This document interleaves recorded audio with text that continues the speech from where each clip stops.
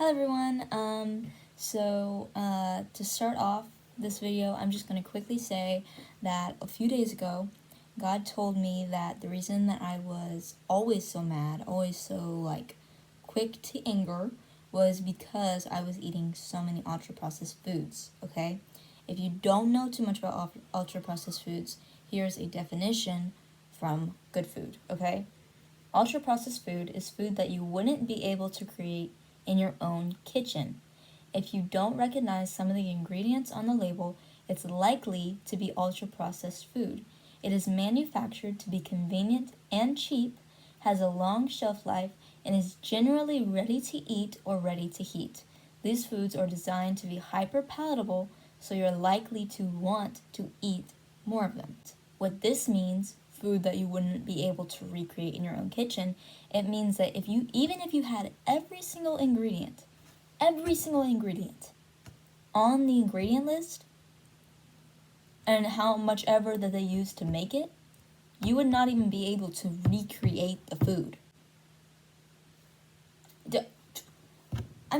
Does that sound natural to you if you're not even going to be able to recreate the food that they made in your own kitchen? Because they have to go through so much processing. They have to use so many machines. That is insane to me. I want to read this note real quick. This is from The Guardian, actually. So, it, meaning UPF, ultra-processed foods, significantly raises the risk of high blood pressure, heart disease, heart attacks, and strokes. Okay? Now, if you think of that ultra-processed food, bread is ultra-processed most of the time. Even more on the topic of what it can do to you, or does really. Okay. According to Van Tulleken, who's a doctor, he says high consumption of UPF, ultra-processed food, is linked to obesity, cancer, type 2 diabetes, depression, dementia, and tooth decay, among other conditions. I'm just going to put a list, okay? I'm going to read them. Okay, so obesity, cancer, type 2 diabetes, depression, dementia, tooth decay, okay? And then our top one, let me see.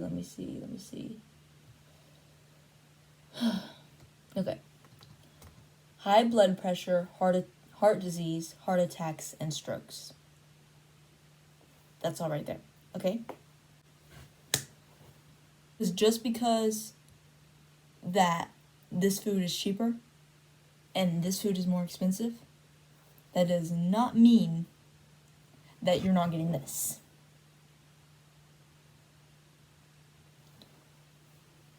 I had to tell myself that.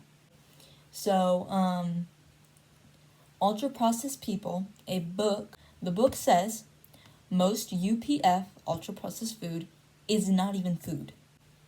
Industrially produced edible substance. It's not food. That sounds more like making a phone.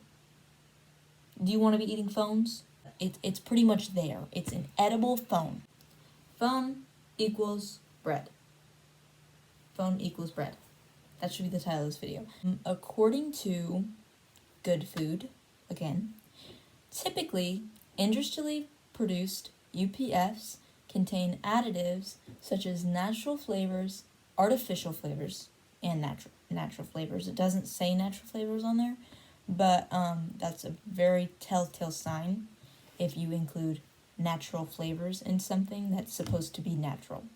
Emulsifiers, coloring, and sweeteners.